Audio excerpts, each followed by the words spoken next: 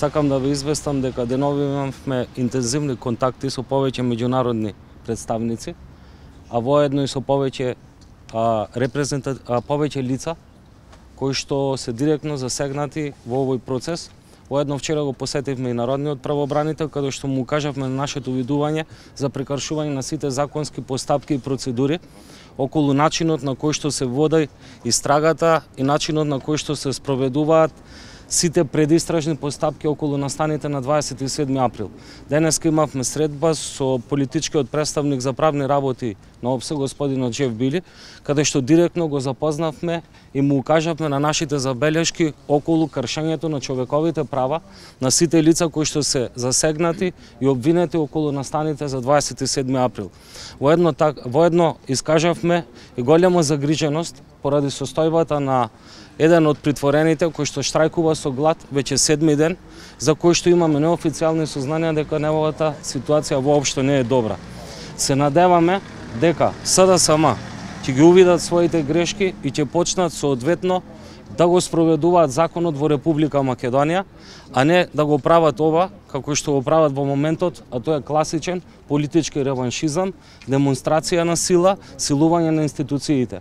Воедно ги пренесовме и нашите забелешки околу кршењето на сите правни процедури и кршењето на полициската процедура при приведувањето на пратениците без претходно да биде соодветно правно постапено, односно не биде свикана седница и не е одземен нивниот пратенички имунитет согласно деловникот на Собранието на Република Македонија.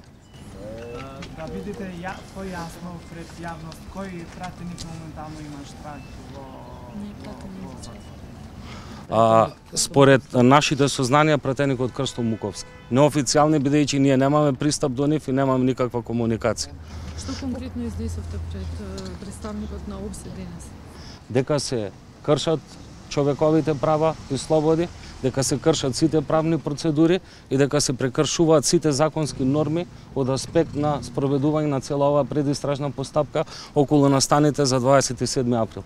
Дали ќе се приклучите во работата на работните тела во следните денови на заседанијата на парламентот?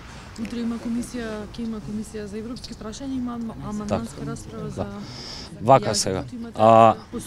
Преку 80 амандмани, колку што се сеќавам. Така. Во моментов Социјалдемократскиот сојуз е владеачко мнозинство и тие имаат должност да ги обезбедат сите услови за непречено функционирање на парламентот.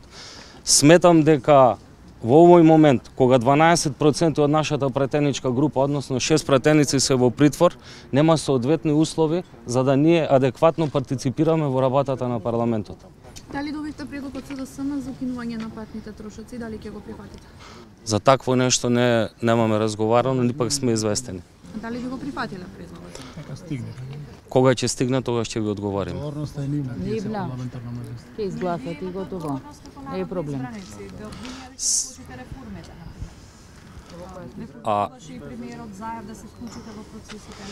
Вака, ние како пратеничка група, а воедно и сите тие луѓе кои што не гласале нас, сме под директна закана дека ќе бидеме притворени или затворени само затоа што различно размислуваме од СДСМ.